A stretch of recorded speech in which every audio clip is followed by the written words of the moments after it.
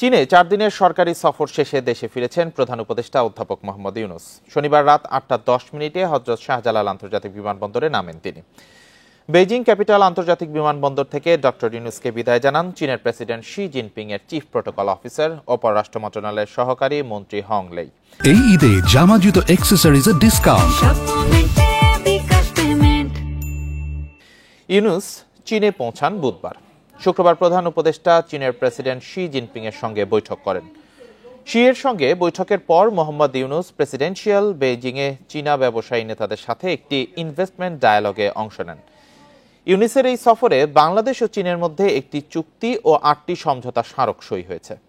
এছাড়া বাংলাদেশ চীন সরকার ও ব্যবসায়ীদের কাছ থেকে $210 কোটি মার্কিন ডলারের ঋণ, অনুদান ও বিনিয়োগের প্রতিশ্রুতি পেয়েছে।